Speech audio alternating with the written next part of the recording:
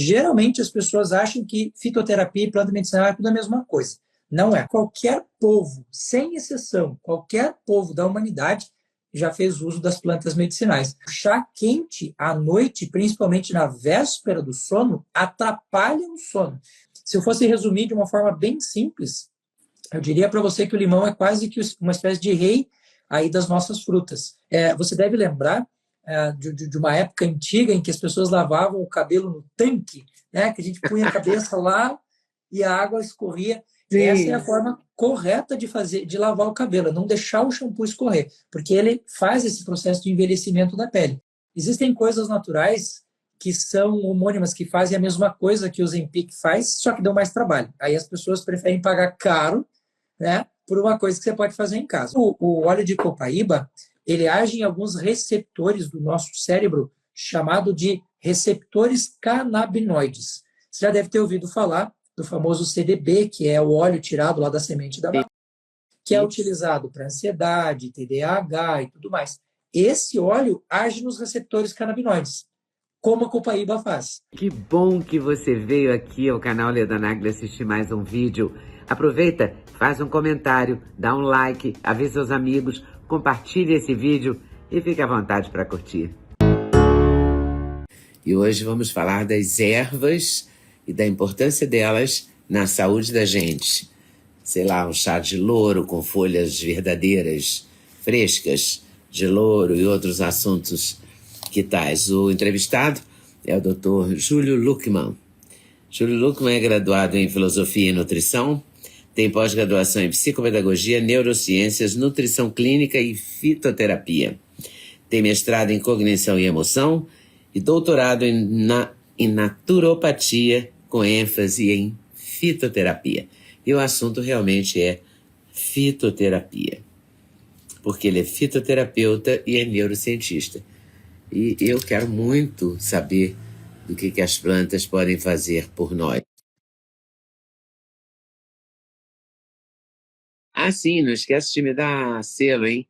Sempre que você puder, se você puder, se você gosta do meu canal, me dê selos, por favor, porque me dá relevância no YouTube e me prestigia aqui. Fala, doutor Júlio, tudo bem? Oi, Leda, tudo bem? Prazer enorme falar com você. Para mim também. Me conte uma coisa, eu te chamo de doutor Júlio ou de doutor Luckmann? Só de Júlio, tá ótimo. Só de Júlio? Tá bom. Eu fiquei encantada quando você disse, eu procurei no mercado, procurei pela internet, né? Pedindo o mercado pela internet. Não encontrei, mas eu sei que na feira, e sexta-feira tem feira aqui perto, eu vou conseguir as folhas de louro para fazer ótimo. Eu fiquei muito encantada com as suas dicas. E você defende que as plantas podem ajudar a gente em quase todas as questões de saúde? Fazem isso há milhares de anos, aliás, né? A gente depende das plantas, inclusive existem passagens bíblicas aí já dizendo mais ou menos isso, né? Ele vos considerar alimentos e plantas úteis para o homem. E a gente tem referências escritas de 3.000, 3.500 anos já, da época dos egípcios, e a humanidade, para qualquer lado que a gente vá, qualquer povo, sem exceção, qualquer povo da humanidade já fez uso das plantas medicinais. Nos últimos 40, 50 anos é que isso tem diminuído um pouco, mas eu tenho buscado resgatar e a gente hoje, né, fala muito na saúde que os próximos 10 a 20 anos vão ser da fitoterapia, do retorno da fitoterapia das plantas medicinais para a casa das pessoas. Estou aqui tomando em sua homenagem. De que chá que você está tomando? Hoje eu estou tomando um blend aqui, que é para ajudar no sono. Nós temos aqui a melissa, a camomila, a erva cidreira, né? E eu estou usando aqui uma planta muito interessante, que é a melissa, que ajuda a gente a produzir, a liberar, na verdade, um neurotransmissor chamado GABA. O GABA é ótimo para o sono. É mesmo? Então o chá de melissa pode ajudar você a tirar aqueles remedinhos para dormir que acabam com a memória? Pode. Você sabe que uma coisa muito interessante quando a gente vai pensar em termos de sono é a forma com que a gente acorda, porque um dos hormônios que estão ligados aí ao processo de formação no final do dia da melatonina é a serotonina que a gente forma lá no começo do dia. Então, acordar bem, pegar um pouco de sol no rosto, para que essa insolação diga para o nosso cérebro, nós temos uma estrutura dentro do cérebro chamado núcleo supraquiasmático, e lá, quando a gente pega sol na retina de manhã cedo, te regula o relógio biológico. A nossa serotonina sobe lá no final do dia, ela vai virar melatonina, vai ajudar a gente a dormir. O que a gente come na véspera do sono também ajuda muito. E aqui vai um detalhe importante, eu estou tomando o meu chá quase frio, porque o chá quente à noite, principalmente na véspera do sono, atrapalha o sono. Durante o dia a gente tem a nossa temperatura, ela se eleva, ela varia mais ou menos 1 grau e meio, e geralmente à noite a gente tem uma queda de temperatura que influencia no sono. Quando a gente toma banho quente, chá quente, alimentação quente na véspera do sono, a gente ativa essa termorregulação, isso destrói o sono. Então, é bom tomar chá à noite? Sem dúvida, mas não quente. E quando você fala que a gente ativa o sono, porque hoje em dia quase todos os médicos, ou pelo menos os médicos que defendem a medicina integrativa, etc., defendem que dormir cedo e dormir bem é uma grande é um grande bem para a saúde, né? Um aliado da longevidade, etc. Você concorda com isso? Em gênero, número e grau. Para mim, o meu sistema de trabalho, eu opero com 5 elementos capitais, que são 5 elementos principais para que exista saúde e equilíbrio. Sono, alimentação, atividade física, cuidar das nossas emoções e pegar sol. São os 5 elementos que formam a base. E o sono não é sem sentido, é o primeiro e o mais importante. Se eu tiver que escolher entre comer bem e dormir bem, claro que os dois são importantes, mas o sono é mais importante até do que a própria alimentação.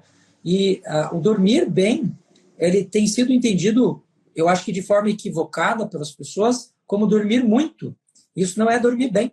Às vezes a gente dorme um espaço de tempo menor, mas bem adequado ao nosso ciclo circadiano, ao nosso ciclo hormonal, e a gente descansa muito mais. Aí entra a questão do dormir mais cedo, né?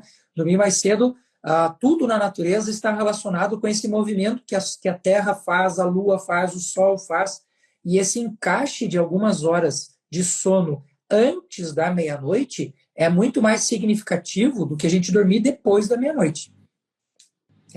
É o que a gente chama de hora biológica e hora cronológica.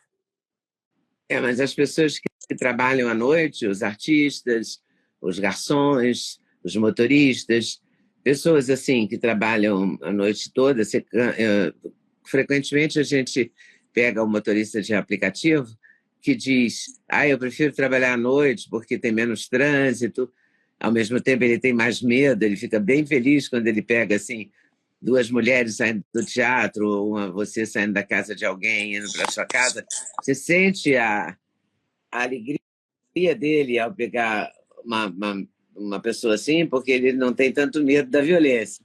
Mas, em compensação, ele trabalha à noite por conta do trânsito, com medo da violência, mas o trânsito ajudando ele a viver melhor, né? A caminhar melhor na cidade. Essas pessoas terão certamente mais problemas. Sim, eu não diria mais problemas, eu diria que quem opta por uma vida de trabalho noturno tem que ter muito mais cuidados com a saúde do que uma pessoa que não faz isso. Por exemplo, uma pessoa que trabalha à noite produz uma quantidade de radicais livres muito maior e ele tem muito menos tempo para fazer esse equilíbrio corporal do que uma pessoa que trabalha de dia, que tem uma rotina dita normal. Mas é verdade, sim, que as pessoas que trabalham à noite acabam pagando uma fatura mais alta do que a média. Então, eu diria para as pessoas assim, desse circuito, né, sono, alimentação, atividade física e tal, eu diria que para a maioria de nós isso é meio que opcional. Para quem trabalha à noite é obrigatório. Um exemplo, uma coisa que a gente faz muito, eu atendo muitas pessoas que trabalham à noite, é de manhã cedo, a gente já, ou na primeira refeição do dia, a pessoa fazer o consumo de alguns antioxidantes. E nós temos aí na natureza uma variedade de antioxidantes muito grande. A beterraba, a batata doce, a cenoura, a uva, o mirtilo, nós temos a ameixa, nós temos o tomate com licopeno, nós temos a cúrcuma, né, o açafrão, que é fantástico. Então, esse uso de antioxidantes, para quem trabalha à noite, é extremamente importante, porque senão o preço que se paga é muito alto. Isso logo na primeira refeição do dia, que você diz, ou durante o dia? Logo na primeira refeição do dia. Geralmente naquele período em que a gente ficou mais tempo sem comer. Então, se eu for dormir, sei lá, 8 horas da manhã, e eu acordei meio-dia, 1 hora da tarde, esse período de tempo em que eu fiquei em jejum é o período em que eu tenho que... A primeira coisa que eu faço é sempre um antioxidante. Pode ser uma água com limão, que é uma coisa extremamente simples, né? Pode ser um cacau alcalino, que também ajuda muito nesse sentido, mas geralmente assim, nesse período de jejum mais longo. Oi, pessoal, passei aqui para dar uma dica. Sabe de quê? Do meu sexteto preferido. Vou te contar qual é. Começa com ômega 3, super fundamental. Magnésio, rei da saúde. Coenzima Q10 faz muito bem para o seu coração. Vitamina K2 com vitamina D3, uma combinação poderosíssima. E a querida cúrcuma, que ajuda nas dores articulares, ajuda a regenerar as suas articulações. Vem junto? O link está na descrição. Tem cupom LEDA5 que te dá desconto. Você não pode perder essa, de jeito nenhum. O água com limão é uma coisa que eu sempre tenho curiosidade, porque muita gente diz, há muitos médicos que recomendam para emagrecer, muitos nutricionistas que mandam tomar, e muita gente, ao mesmo tempo, diz que não adianta nada. Tem até uma piada que é: o que adianta na água com limão é se você morar a 10 quilômetros do limoeiro. Enfim, tem várias histórias assim. Você acha que água com limão tem uma função realmente? Quer dizer, quando eu levanto de manhã, eu devo tomar água com limão? Para quê e por quê? Sim. Geralmente quem faz esse tipo de comentário está muito mais associado a uma conduta alopática com o uso de medicação tradicional. Quem estuda fitoterapia, quem vive a fitoterapia, vai buscar em estudos as referências para poder falar para alguém. Então, que hoje a minha linha de pesquisa no doutorado é a fitoterapia, posso falar para você daquilo que eu tenho como prática e daquilo que eu conheço de estudos. O limão, primeira coisa que é um mito importante que as pessoas precisam tirar. Limão é ácido e faz mal para o estômago. O limão não tem a acidez que o estômago tem. Se ele fosse muito mais ácido, eu concordo que ele poderia ser um problema. Então, segunda questão. O limão, então, ele não entra... Isso que quem tem gastrite não deve tomar água com limão? Não, não é mito. Não é mito. Quem tem gastrite, quem tem úlcera, quem tem esofagite, precisa consumir menos ou mais diluída a quantidade do limão, que dele não vai fazer mal. Mas não precisa tirar o limão da alimentação, como alguns colegas da área aí de saúde preconizam. Não precisa tirar. Até porque, quando o limão entra no nosso sistema digestivo, ele tem uma série de componentes que estão ali presentes que fazem com que o nosso organismo transforme esta água ácida que entrou em água alcalina. Nós liberamos, por exemplo, no nosso pâncreas, o bicarbonato de sódio. E o bicarbonato de sódio torna essa solução ácida uma solução alcalina. Então, ele é extremamente benéfico, sim. O limão faz uma ativação importante do fígado, faz uma ativação importante do pâncreas, faz as nossas válvulas, tanto a válvula gastroesofágica quanto a válvula pilórica do estômago funcionarem melhor. Ele fornece antioxidantes para a nossa alimentação. Então, assim, se eu fosse resumir de uma forma bem simples, eu diria para você que o limão é quase que uma espécie de rei aí das nossas frutas. A quantidade que ele tem de frutose é muito pequena, então não vai fazer mal nenhum para as pessoas. Só vejo benefícios no consumo do limão, mas, de fato, para algumas pessoas a gente tem que tomar cuidado. No caso da gastrite, da úlcera, a gente dilui um pouco mais, mas não precisa parar, não. Sim, se você tomar com água, o limão espremido na água... Ele vai diluir. Ele vai diluir. E tem uma coisa interessante que a minha mãe fazia, que eu não sei se tem alguma lógica, mas o fato é que ela fazia. Toda vez que ela tinha algum problema intestinal, recebia uma notícia ruim, por exemplo, e tinha uma reação intestinal, ela tomava um suco de limão, mas um sumo de limão. Não é uma limonada, é um limão espremido. 2 limões espremidos. Um tanto de limão, sabe? E parava. Sim. Uma Quando a gente eventual diarreia, por exemplo, se encerrava. E faz Sim, quando a gente tem... sentido isso ou era uma superstição dela? Não, faz total sentido. Quando a gente tem uma descarga emocional muito grande, a produção de ácido clorídrico do nosso estômago, ela aumenta em 3 situações. Quando a gente come, quando a gente está doente e quando a gente está nervoso. São as 3 formas que a gente tem de aumentar o ácido clorídrico. E quando a gente está nervoso, a quantidade de gastrina que a gente libera, que é o precursor do ácido clorídrico, é absurdo.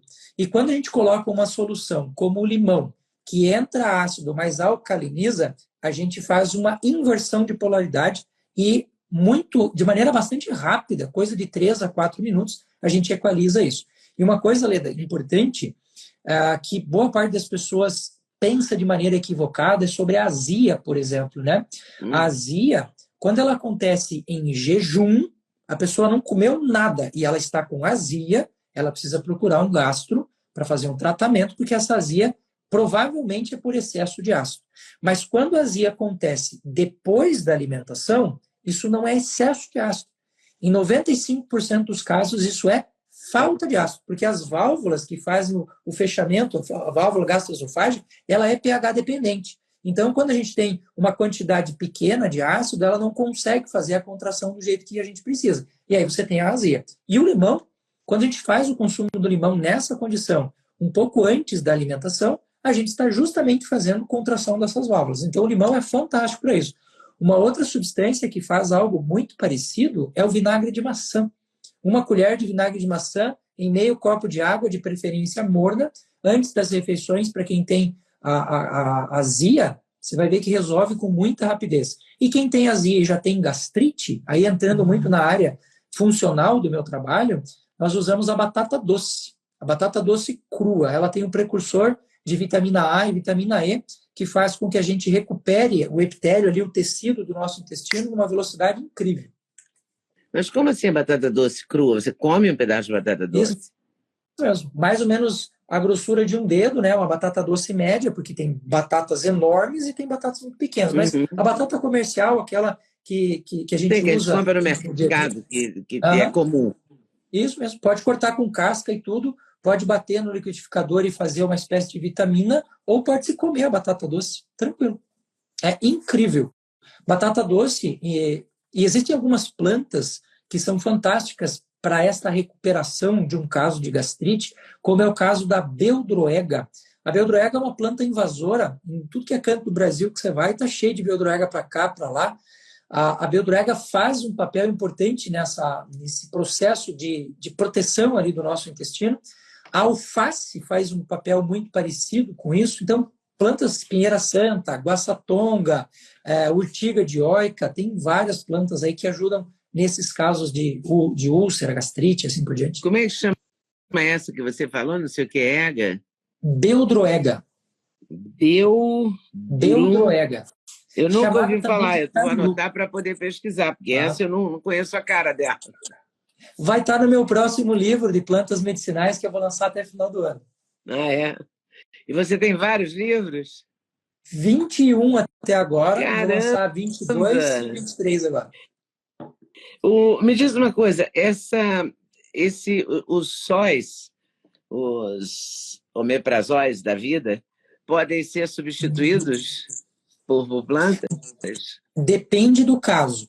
Geralmente, quando uma pessoa tem uma úlcera gástrica e tem uma hiperacidez, são medicamentos muito interessantes, são medicamentos que ajudam muito, porque eles vão atuar numa coisa chamada bomba de prótons, diminuir a acidez do estômago, dá tempo do organismo conseguir se recuperar. Porém, como as próprias bulas desses remédios preconizam, o tratamento médio é de 3 semanas, não mais do que isso. Se a gente fizer um tratamento mais longo do que isso, nós começamos a ter vários problemas de saúde. Porque o ácido clorídrico, as pessoas acham que o ácido clorídrico serve só para fazer digestão. Não é verdade. Ácido clorídrico interfere na absorção do ferro, da vitamina B12, do magnésio, do zinco.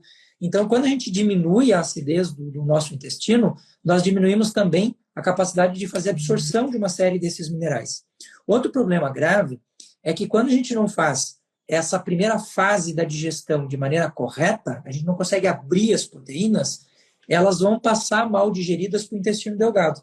E lá no intestino delgado, elas vão começar a produzir ali algumas aminas que têm nomes muito sugestivos, como putrescina, cadaverina e outras coisas que vão causar uma série de problemas de saúde. Então, para um tratamento pontual com acompanhamento médico, tem o meu apoio. Ok.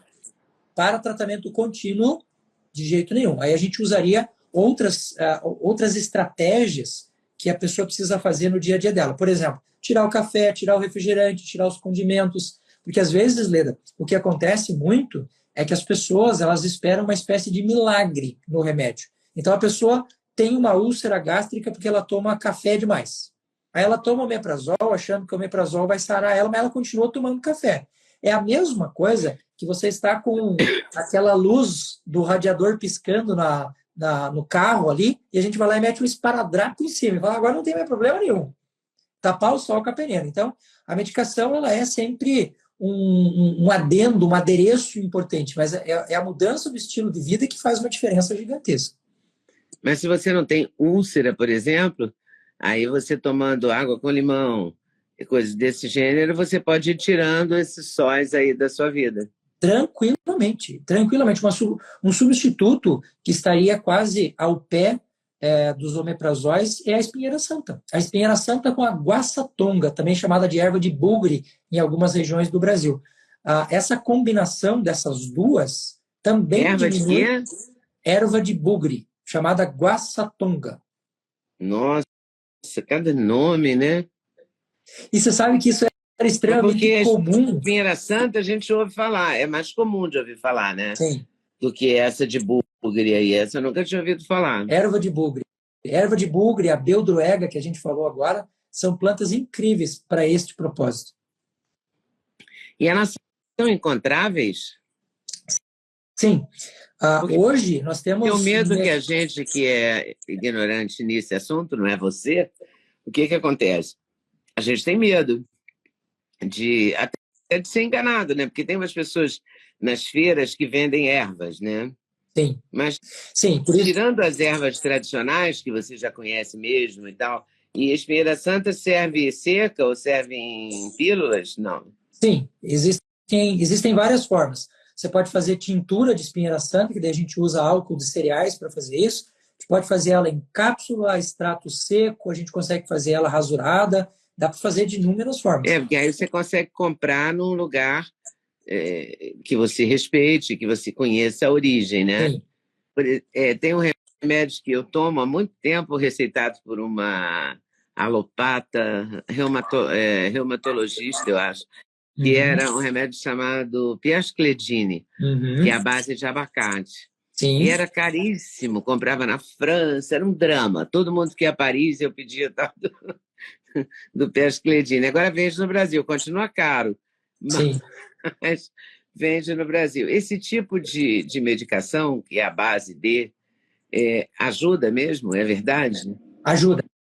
Aí está a diferença entre plantas medicinais e fitoterapia. Geralmente as pessoas acham que fitoterapia e planta medicinal é tudo a mesma coisa. Não é. Não é. A planta medicinal ela é vendida hoje no mercado sem que exista um controle de dose, de forma de uso. Então, eu posso ir na feira, como você falou agora, e comprar o meu açafrão, eu posso comprar lá o meu louro, o meu orégano, mas a fitoterapia, ela tem regras específicas, com dosagens específicas, e o fitoterapeuta, quando ele manda manipular, no caso você falou agora, de dores articulares, a losna, a canela de velho, a calêndula, né? São plantas que têm ativos químicos que, na dosagem correta, eles são idênticos ou fazem uma ação idêntica a um alopático tradicional. Então, quando a gente vai falar, por exemplo, de uma pessoa que tem um câncer de próstata ou essa pessoa tem um câncer de fígado, uma cirrose, eu tenho remédio alopático que eu uso para isto e eu tenho a ortiga dioica, eu tenho o cardo mariano, que é chamado cardo santo, eu tenho a alcachofra. Esses produtos Quando a gente vai fazer uma dosagem, a gente precisa colocar bula, a gente precisa colocar dosagem. Então, entre um e outro, os efeitos são muito parecidos. Por isso que eu, particularmente, né, eu sou da linha da alopatia tradicional, minha formação foi toda nessa linha, mas hoje sou fitoterapia na veia 100%. Por que o carvão vegetal meio que sumiu? Porque antigamente a gente comprava em lojas de produtos naturais com muita tranquilidade. É sério, eles retiraram do mercado por alguma razão específica ou mercadológica? Porque interessou algum laboratório não vender, uma razão econômica, vamos chamar assim. Sim, mas ele é comercial ainda hoje. Se você for na farmácia hoje e pedir o carvão ativado, você vai encontrar. O que a gente percebeu, o movimento que eu percebi, foi da diminuição da dose de 500 miligramas para 250. É mais comum você encontrar hoje 250. O que as pessoas precisam entender sobre o carvão vegetal? O carvão vegetal não é o carvão que a gente faz churrasco, tá, gente? Não é o carvão que você tem lá no seu fogão a lenha. O carvão normal, ele precisa passar por um processo de queima, onde ele recebe o oxigênio, onde ele recebe lá todo o processo para a formação do fogo.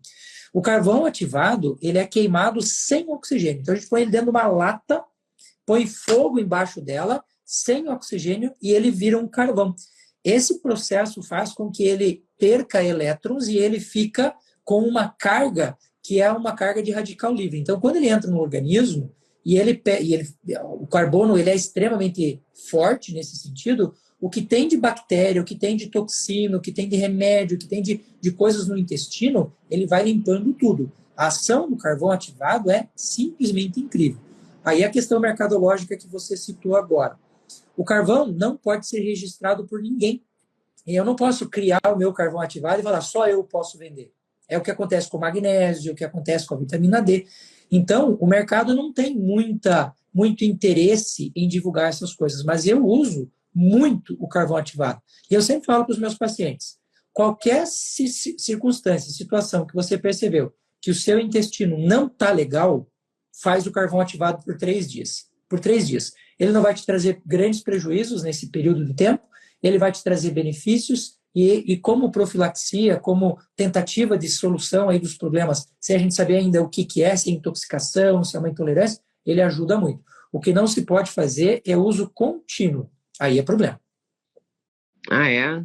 É porque, da mesma forma que ele vai tirar as toxinas que estão circulantes ali no nosso organismo, ele também vai tirar os minerais, ele também vai tirar o que a gente tem de mineral e vitamina ali no intestino. Então, com o passar do tempo, com o uso contínuo, a gente passa a ter déficit de alguns desses minerais e vitaminas, porque você tem um carvão que está tirando isso da circulação. Uhum. Isso fala muito hoje na mitocôndria, né? Sim. E tal, e tem que melhorar aqui as bactérias, blá. Tem alguma coisa de planta na sua área que pode melhorar isso? Sim. A mitocôndria, para quem está acompanhando aqui a conversa com a gente e não é da área da saúde, a mitocôndria é a usina da nossa célula. E dependendo da célula, nós podemos ter de 200 a 4.000 dessas mitocôndrias. Se a gente pegar, por exemplo, a célula do coração, as células do cérebro, a quantidade de mitocôndrias é muito superior a uma mitocôndria de um músculo, por exemplo. E quando a mitocôndria não funciona, a gente não tem energia, a gente não consegue tirar ali de dentro das células as toxinas, o cocôzinho lá da célula.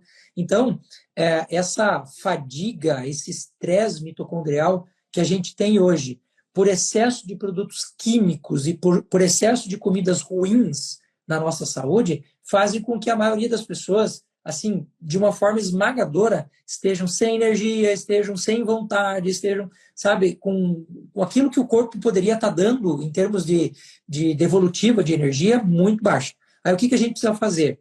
Tudo aquilo que é mais natural, como, por exemplo, as gorduras naturais, o coco, o azeite de oliva, o óleo de semente de uva, que é pouquíssimo conhecido no Brasil, mas o Brasil é o maior produtor do mundo e que tem o melhor óleo de semente de uva do planeta. Eles vão formando o citoplasma da célula, eles vão permitindo que a entrada e saída de nutrientes alimente essa mitocôndria. A coenzima Q10 é importantíssima para isso, a astaxantina é importante para isso. Os antioxidantes que eu citei agora, licopeno, resveratrol, vitamina D, vitamina C, todos eles são importantes para que a nossa mitocôndria funcione bem. Aí a pergunta que você vai me fazer, e onde é que eu encontro isso? Em plantas que são plantas muito comuns da nossa casa. A laranja, o limão. Eu não sei se você já teve a oportunidade de comer a azedinha. A azedinha é uma flor vermelha, bonitinha, que dá no campo, linda, linda. Tem uma quantidade enorme de vitamina C, carambola tem vitamina C. Então, essas plantas que têm Carambola, quanto antioxidantes... tempo eu não vejo uma carambola? Sim, É porque a gente vivendo na cidade, a gente não... Carambola já é uma coisa mais difícil, né? sim. E carambola, para quem tem problemas renais, é proibido, não pode usar carambola. Ah, é? Agora me conta para que serve o óleo de semente de uva, que eu nunca vi, nem nunca ninguém me falou sobre ele. O que é muito incrível, porque os melhores produtos brasileiros, o melhor café, o melhor mel, a melhor geleia real, o melhor própolis, vai tudo para fora. A gente não usa nada Pois aqui. é. O Brasil é o maior produtor de óleo de semente de uva. Os óleos vegetais, eles são categorizados em 5 níveis, do mais fino ao mais grosso. A gente vai pegar um óleo como óleo de soja, óleo de milho, óleo de canola, o próprio azeite de oliva, eles são categoria 3. Por isso que se mistura muito, né? Se batiza muito. O óleo de semente de uva, ele é o único no Brasil categoria 1. Ele é o mais fininho que tem. Ele é 88% biocompatível com os ácidos graxos que a gente produz na pele. Então, qualquer óleo que a gente vai usar como base para limpeza de pele, para a gente usar com óleo essencial, por exemplo, ele é muito melhor aproveitado com óleo de semente de uva do que com qualquer outro tipo de óleo. Caramba. Hoje os cosméticos, Leda, basicamente os cosméticos que trabalham com beleza de pele são cosméticos que usam como base o óleo de semente de uva. Aí a pergunta, né? Se eu tenho uma pequena fração ali naquele creme que já me faz um bem danado, eu não posso usar o próprio óleo de semente de uva? Resposta, claro que eu ia te perguntar isso, né? Pode, usa ele direto. Ele vem assim, ó. Ele vem assim, ó. Ele vem dessa forma, a gente usa ele, por exemplo, aqui em cima da minha mesa eu tenho um óleo essencial de menta, eu tenho óleo essencial de lavanda. Aliás, a lavanda é incrível, porque ela melhora muito a taxa de recuperação celular. As células da nossa pele, elas nascem, elas vêm migrando, vêm para fora e descamam, né? Quando a gente tem um machucado, quando a gente tem uma mancha, um melasma, geralmente esse melasma, se ele for provocado, por isso que a gente diz que a pessoa não deve mexer em verruga, mexer em pinta e tal, a estratégia para a solução desse problema é a replicação daquela célula. Então, uma célula que já era um problema começa a crescer. O óleo de semente de uva, mais o óleo de lavanda e, em alguns casos, o óleo de alecrim ajudam a mitigar bastante, a diminuir, né, a possibilidade de que essa mancha se propague. Eu tenho 44 anos, pego o sol todo santo dia, não uso nada de protetor solar. E branco, não tem nenhuma mancha. desse jeito, você pega sol todo dia? É que a minha pele é neve, né? Super branquinha. É neve, mas, você é branquinho. Mas é reflexo, ó, a cor do meu braço, tá vendo? A sua origem qual é? Austríaco-alemão, Luckmann. Nossa, mãe. Então é branco mesmo, né? Branquinho, branquinho. Branquinho, branquinho. Então eu posso passar óleo de semente de uva, por exemplo, às mãos. As mãos é uma coisa que denunciam muito, porque a gente só pensa em ruga e fala, vou colocar um botox, não sei o que lá, fica todo mundo assim meio espantado, parecendo a Cruella. Mas o que mais envelhece, que dá mais bandeira de envelhecimento, quer dizer, não é o que dá mais, mas dá muita bandeira de envelhecimento, são as mãos. A gente pode usar também, né? a semente de óleo de uva nas mãos? Pode. Você sabe que um cuidado muito... Óleo de semente, eu falei semente de óleo de uva. É óleo de semente de uva, não é isso? Pode sim. Você sabe que um cuidado interessante para a gente cuidar principalmente do envelhecimento da região do rosto, do pescoço, do busto, que são partes que... o nosso corpo ele tem glândulas que produzem o suor, que são as glândulas écrinas, e tem as glândulas que produzem óleo, gordura, proteína, que são as glândulas apócrinas. Essas glândulas apócrinas, elas estão aqui embaixo do cabelo. Então, eu hoje trabalhei o dia inteiro, já corri, já fiz um monte de coisa. Se eu passar a minha mão aqui, ele vai parecer brilhando. Isso aqui é óleo, né? Esse óleo não é produzido no restante do corpo. E o que acontece? As pessoas usam um shampoo, por exemplo, que é um produto abrasivo para tirar óleo, Só que o shampoo, quando ele escorre pelo rosto, pelo pescoço e pelo busto, ele começa a tirar a carga de proteção de óleo que a pele tem. Aí a vitamina D baixa, aí a pele envelhece, aí a gente tem radical livre. Então, você deve lembrar de uma época antiga em que as pessoas lavavam o cabelo no tanque, né? Que a gente punha a cabeça lá e a água escorria. Sim. Essa é a forma correta de lavar o cabelo, não deixar o shampoo escorrer, porque ele faz esse processo de envelhecimento da pele. E o óleo de semente de uva, ele ajuda muito a recuperar a capacidade que a pele tem de se proteger. Porque a gente fala muito dessa parte de hidratação, mas a gente quase não fala de umectação. Umectação é o processo em que a gente mantém a umidade dentro da célula. Ela é mais importante do que você tentar fazer hidratação. Nossa, mas essa história do shampoo é impressionante. Então é só a gente tem que lavar a cabeça virada para trás, né? Lavar aqui e a água batendo aqui. E não deixar a água bater direto aqui. Ou para frente, assim, também funciona muito bem. E eu falo isso porque tem muita gente que aproveita a água do shampoo para já tomar banho com ela, né? Aí você está tirando toda a proteção da sua pele ali. E para emagrecer, tem chá, tem erva, tem alguma coisa, não? Tem. Que essa é a grande questão, né? Fica todo mundo tomando Ozempic, Ozo não sei o quê e tal, e vai ver tem alguma coisa natural que pode ajudar, né? Tem. Existem coisas naturais que são homônimas, que fazem a mesma coisa que o Ozempic faz, só que dão mais trabalho. Aí as pessoas preferem pagar caro, né, por uma coisa que você pode fazer em casa. O que o Ozempic faz? As duas coisas que o Ozempic faz. Ele regula o ciclo da glicose, que é muito importante, né, para uma pessoa que é diabética, por exemplo, é muito importante, e ele faz com que o esvaziamento gástrico, com a saída da comida ali do estômago, demore mais tempo, o que faz com que a gente sinta menos fome. Só que a gente consegue fazer isso de maneira natural. Se você começar a tua alimentação com uma gordura ou com uma proteína, a gente também faz esse fechamento do estômago. Se na alimentação a gente colocar um pouco mais de fibras, a gente também alonga o período esse período de esvaziamento gástrico. E existem algumas plantas que fazem a regulação do ciclo da glicose, como é o caso da alcachofra, por exemplo. Ela é amarga, mas ela funciona muito bem. O cardo mariano que eu falei agora, a pata de vaca, a malva, todas elas fazem um controle dessa glicose de uma forma incrível. Aliás, a pata de vaca, que é uma planta cuja folha parece o desenho da pata de uma vaca mesmo, né? É uma das plantas mais estudadas para diabetes no mundo hoje. No mundo, não é no Brasil. Estou falando do mundo inteiro. E é uma coisa barata, super barata, e é claro, óbvio, né? As pessoas precisam regular a alimentação também. Não adianta tomar o Ozempic e continuar se entupindo de refrigerante. E o Ora Pronobis? É verdade que é tão bom assim mesmo? É uma planta incrível. O Ora Pronobis tem funções que nós chamamos de funções nutricionais, ou seja, a gente pode comer o Ora Pronobis pela característica funcional dele, a gente pode usar ele com função terapêutica. Essa questão da gastrite que você estava falando antes, ali no começo da conversa. 3 ou 4 folhas de Ora Pronobis de manhã cedo, em jejum, ajudará você a melhorar a sensação de azia e de gastrite, porque ele faz uma proteção. Ele tem uma substância chamada mucilagem, que protege o nosso esôfago, protege o nosso estômago. Agora... Você fala de comer a folha da Ora Pronobis? Pode. É que no Brasil, hoje, nós temos 4 espécies de Ora Pronobis que são comercializadas. Apenas uma delas é que pode ser consumida crua, que é a que a gente usa neste frasco aqui, que é a Pereschia aculeata.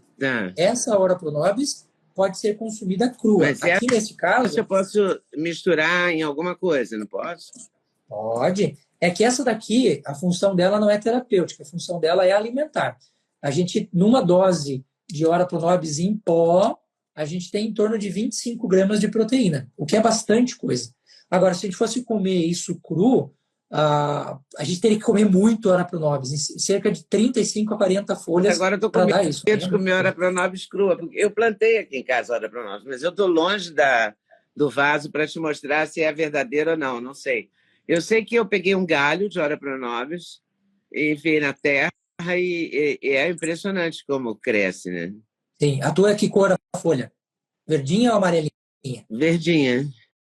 Tá. Ela já deu flor ou não? Não, nunca deu flor. Ela, Ela ela... está subindo pela janela, não sei onde ela vai parar. Ah, sim. Essa que dá o baraço, que tem espinho e que sobe Isso. pela parede é a Pereskia coleata. É Ah, essa daqui. Essa você tá. pode comer crua. Tranquilo, sem medo. As demais têm uma substância chamada oxalato de cálcio, que pode promover a formação de pedras de cálculos, né, lá nos nossos rins. Mas assim, via de regra, Leda, se você tem o Ora Pronobis na sua casa, você vai fazer o consumo de 4 folhas, não vai te fazer mal nenhum. Você pode consumir tranquilamente. O problema é as pessoas comerem com muito. Aí é demais. Mas aí não é só ela.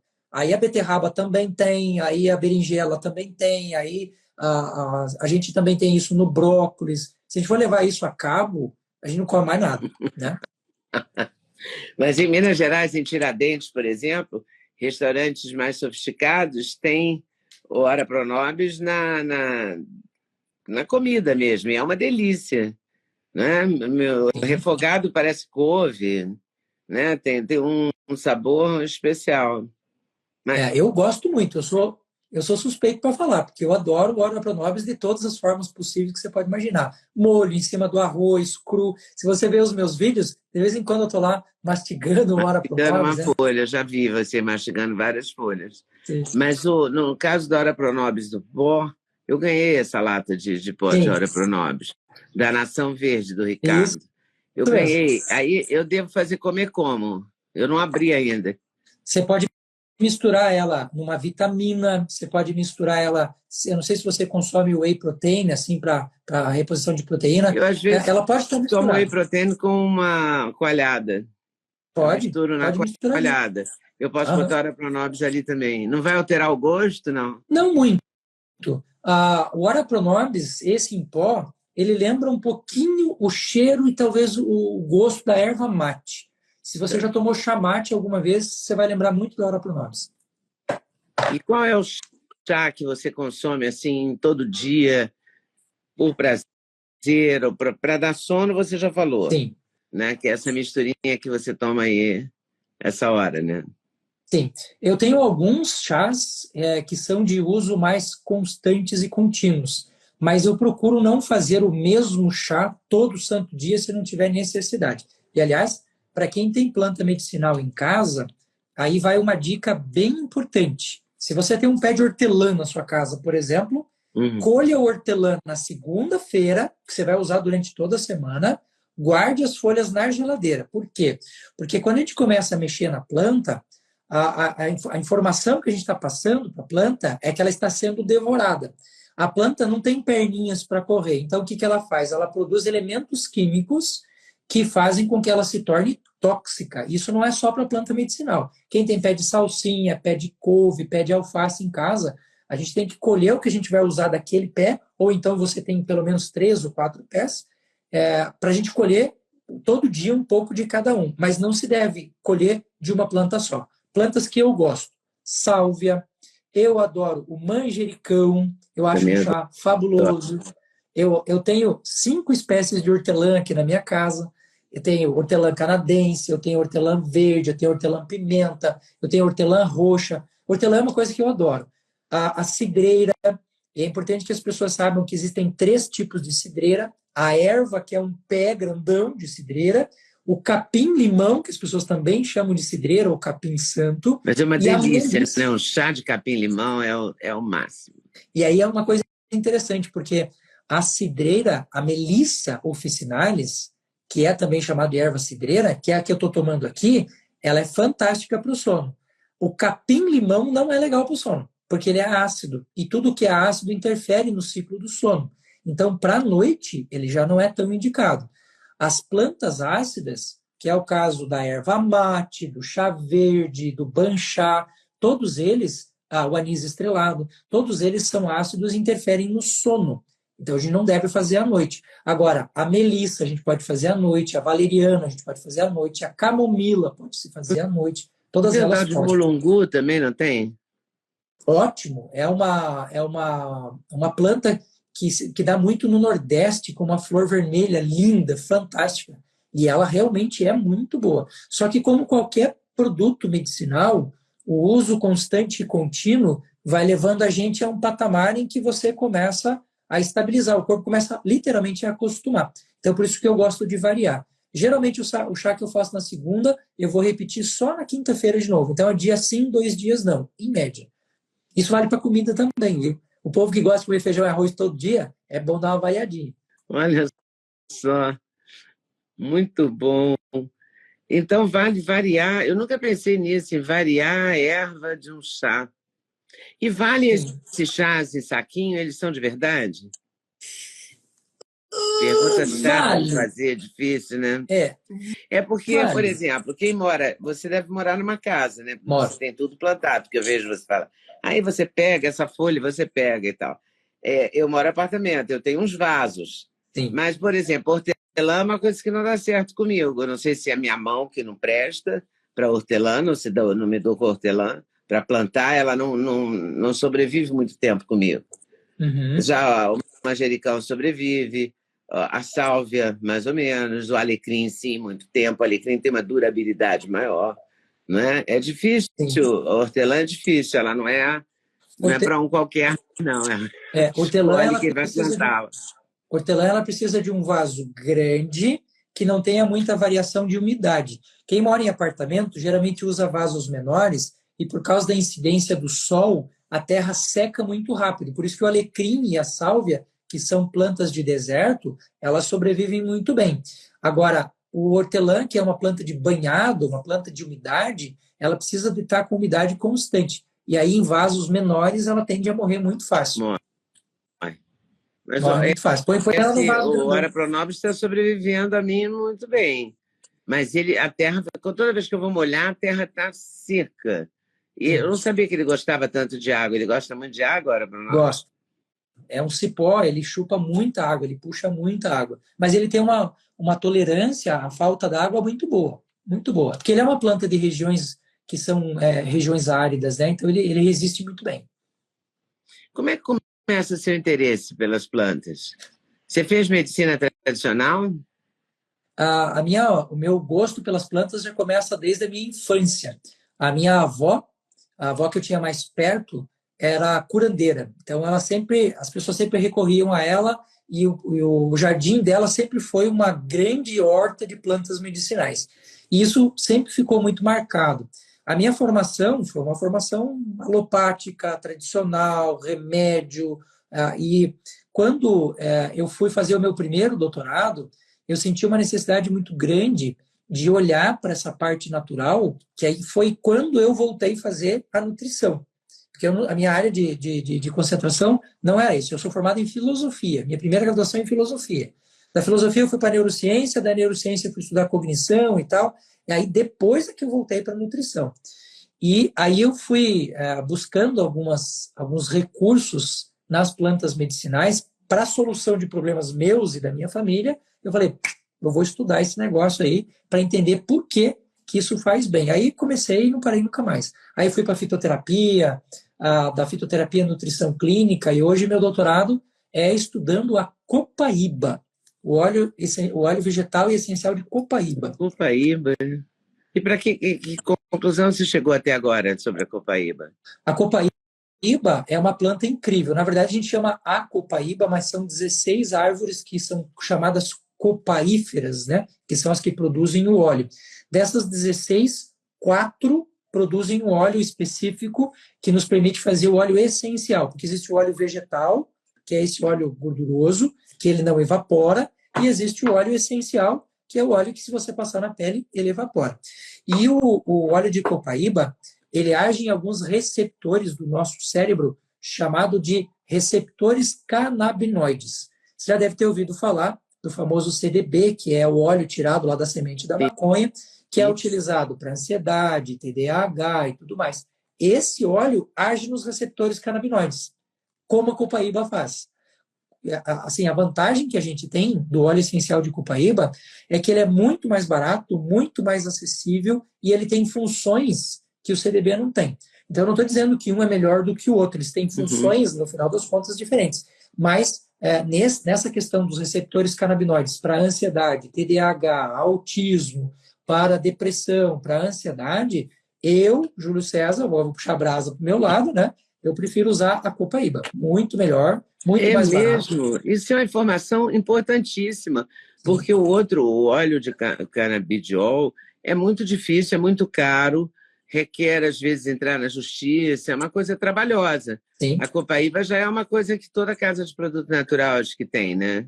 Sim, mas aí a gente tem que tomar cuidado com o óleo que é vegetal, que você encontra em feiras. Se você for a Manaus, se você for a Belém, se você for as cidades ali maiores que estão na Amazônia, você vai encontrar o óleo de copaíba em qualquer canto que você vá.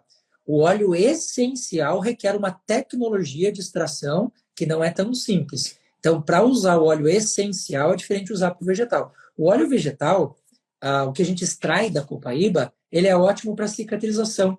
Então, a pessoa tem problemas de pele, por exemplo, a rosácea, a gente tem problemas como psoríase, a gente tem problemas como alergia. A gente pode usar o óleo vegetal da copaíba para pessoas que têm úlcera, para candidíase, para infestação fúngica de pele, infestação fúngica de intestino. A gente pode usar o óleo vegetal. Aí o óleo essencial é com uma pegada um pouquinho diferente, mais para essa parte neurotônica e assim por diante. Mas Leda, é apaixonante. Mas estudar sobre Mas você acha que melhora a condição cerebral, quer dizer, a cognição? Muito, muito. É. Os receptores canabinoides fazem a gente ficar mais leve, fazem a gente ficar mais concentrado. Por isso que a gente usa muito em TDAH. Mas isso a lavanda também faz, viu? A lavanda também age em receptores muito parecidos. Olha. E essas coisas não são divulgadas, né? Infelizmente. Ou não né? são como deveriam, porque também não interessa à indústria farmacêutica, não interessa ao poder econômico, né? Pelo menos 1.036 pessoas que estão assistindo agora já sabem. Mais 1.036 pessoas já sabem disso. É verdade. Depois vai subir para o meu canal do YouTube, eu espero que mais gente assista. Mas a gente falou do emagrecimento, eu não me lembrei agora qual é o óleo. Qual é a maneira de... Para emagrecimento, Leda, a gente tem que pensar sempre assim, ó. O nosso corpo, ele vai entender o armazenamento de gordura como uma estratégia de sobrevivência. Então, se a pessoa continuar nervosa, continuar comendo coisas que aumentam o estoque... Voltou. Caiu, já voltou. Já voltou. Então, assim, para a questão do emagrecimento, a gente precisa levar em consideração vários fatores, não é só a questão das plantas. A atividade física é extremamente importante para isso, uma alimentação com boa regulação de proteínas é muito importante para isso. Aí as plantas, elas entram como coadjuvantes. Por exemplo, o gengibre, o mamão, o abacaxi, são plantas que ajudam a gente a fazer uma digestão melhor. As fibras ajudam a gente a manter a glicose no intestino por mais tempo. A alcachofra ajuda a gente num processo de liberação, por exemplo, de mais enzimas do nosso fígado. Nós temos aí o boldo, que faz um trabalho incrível nesse sentido. Alcachofra vale os comprimidos de alcachofra? Vale. Tá. Vale, sim. Porque eu não sei se é fruta ou se é legume a alcachofra, realmente eu não sei. É uma planta. Mas aquela fruta da alcachofra deliciosa, até ela é sazonal, né? Sim, mas as folhas da alcachofra dão um ano inteiro. Quem consegue... Só que assim, o duro de alguns desses chás é que eles são extremamente amargos, né? É o caso da alcachofra. Aí a cápsula é uma solução mais interessante. Né?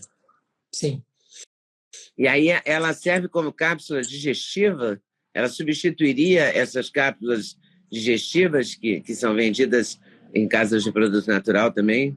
Sim. Claro que são vendidas em alopatia, em farmácias, mas tem em casas de produto natural também, né? Tem, mas elas são um bom substituto, sim. O boldo, a alcachofra. Nós temos algumas plantas, como a Garcinia cambogia, que são nomes estranhos, assim, mas para quem está no meio da fitoterapia é algo bastante conhecido.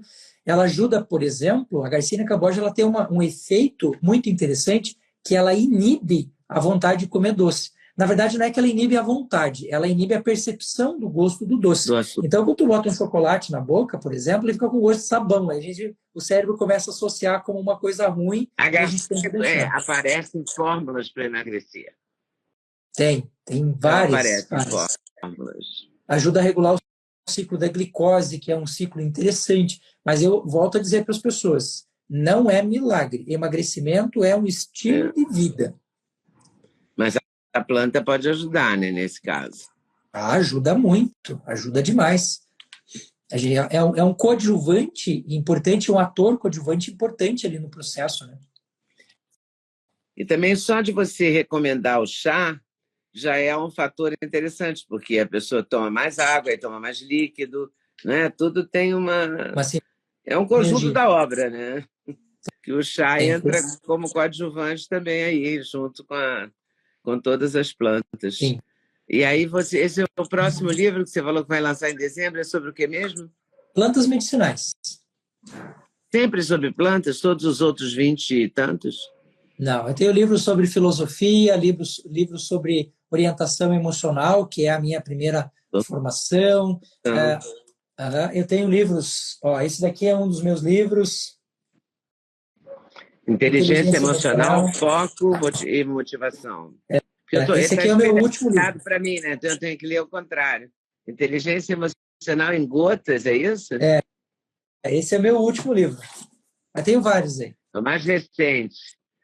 Sim. Nunca é o esse último. Esse aqui é o meu xodozinho. A ideia desse livro é uma reflexão para cada dia do ano, para a gente manter, assim como a gente faz com a nutrição, manter a nossa mente sempre focada no nosso objetivo. Porque acontece muito, né? Das pessoas...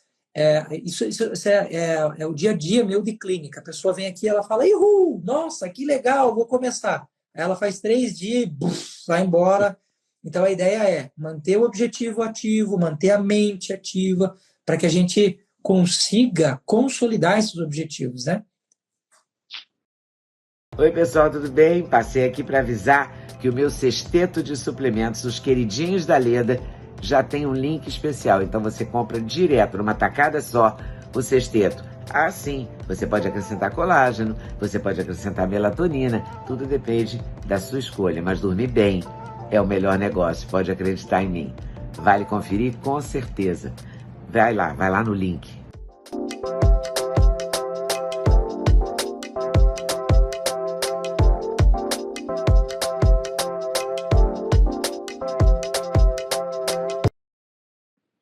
Se você tivesse que resumir para mim, para a gente encerrar a live, 5 pontos fundamentais, seriam aqueles do início? Sono, alimentação, atividade física, cuidar das emoções e pegar sol. 5 coisas simples, baratas e úteis para a gente ter a saúde e ter o nosso equilíbrio. Pegar sol é muito surpreendente, porque os dermatologistas mandam a gente não pegar sol. Na pandemia, a gente viu que não pegar sol deu era um país sem vitamina D. Verdade. O sol, ele é uma questão assim, a gente precisa tomar cuidado com o excesso, mas daí não é só de sol, até água em excesso pode matar uma pessoa. Então, tudo que vem demais pode fazer mal, mas da mesma forma que uma coisa que demais faz mal, de menos também faz. Por exemplo, você está hoje preconizando muito que as pessoas diminuam o consumo do sal. Sal como base de comida. Só que retirar o sal completamente é tão ruim quanto você ter ele em excesso. E com o sol é a mesma coisa. Então, o que eu preconizo? Aquilo que os fundadores da helioterapia, né, da terapia solar, já preconizam há mais de 120 anos. Pegar sol numa quantidade suficiente, 10 a 15 minutos por dia, tomando os devidos cuidados, é benefício. Existe um ditado popular no interior que diz assim, que casa que entra sol, não entra médico. Esse é um ditado muito antigo. Então, o sol, na proporção ideal, ele é fantástico para a nossa saúde. Ele é importante para regular ciclo circadiano, produzir vitamina D. A nossa pele está cheia de bactérias e o sol ajuda a gente a controlar isso, a produzir melanina, a não produzir melasma, porque o melasma ele é produzido em parte pela pele não conseguir ter a proteção que ela precisa. Quando ela pega uma grande quantidade de sol, ela oxida e faz aquela mancha horrorosa, que fica ali na nossa pele, às vezes, por anos, né? Muito bem. Muito obrigada, doutor Júlio. É um prazer. Prazer enorme prazer. conhecer você. Conversaremos mais em outras oportunidades, se Deus quiser. Obrigado, tá bom? obrigado, Leda. Um beijo Obrigada, gigantesco para todo mundo. Gostei muito. Muito obrigada. Tchau. Tchau, tchau. Muito obrigada por ter assistido mais um vídeo no meu canal. Volte sempre. Aqui você sempre vai encontrar a pluralidade de ideias, ideologias diferentes, ideias diferentes, mas sempre alto nível de informação e de prestação de serviço. Eu espero você sempre aqui. Faça seu comentário, se inscreva no canal, dê seu like se você gostou e não deixe de voltar. Estou te esperando, com certeza, se Deus quiser.